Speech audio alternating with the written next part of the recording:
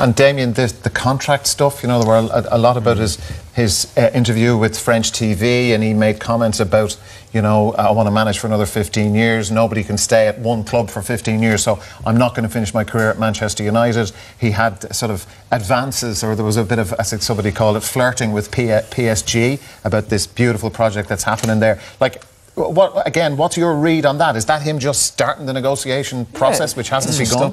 It's just him again playing games on the pitch, training pitch, around the training ground. He's a genius, and he's a genius with the mind games off it. And whether it's playing games with the board, Woodward, I want a new deal, or even thinking long term, I fancy myself at Paris Saint-Germain. I know he always said, especially when he first started at Chelsea, he wanted to manage in every major league, whether you call the French league now a major league, but I know that will get his juices flowing. I know he'll want to manage there, and possibly Man U, Paris Saint-Germain, finish with the Portugal job. But listen, he's up to something, because he doesn't say things like that, mentioning Paris Saint-Germain and their super club. He doesn't say that just for nothing. I think that's one of the reasons why people are so strong when they talk about his team and the performances of his team. When you read certain journalists, if you read certain papers now, I think they made it a personal thing, which shouldn't be, because if you're a they don't like him and he doesn't like them back? Well, whether he likes him or not is not really the matter, but they should, when they do report about Man United games, they should report about the game that is played on the pitch, the 90 minutes. Then they can talk about his substitutions, whether he was right to pick Young on Saturday or whether it was wrong to bring somebody else on. They should leave it to that, but I think it's really gone personal now, because that's another thing. Him flirting with PSG, I think he's been quite disrespectful to some of his colleagues, some of his fellow managers, whether it was Wenger, whether it was Conte, whether it was Klopp.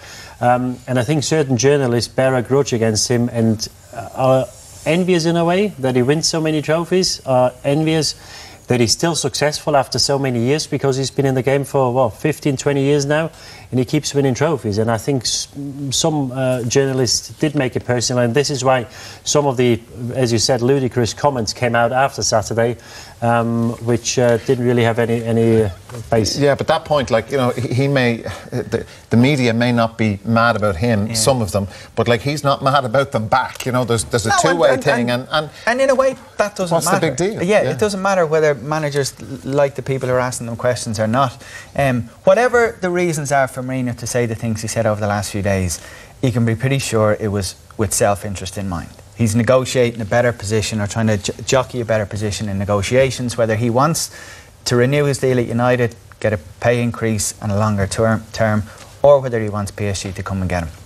But there's nothing wrong with that. No, he just does it in a fairly transparent way, very publicly. You kind of know what he's doing. You might know exactly the specifics of what he's after, but he will get the outcome that he wants, which is remarkable. He was only stating the obvious, because not many managers stay longer than 2 or 3 years at Premier League clubs, let alone top clubs who win the Premier League. You know, Wenger is the one-off.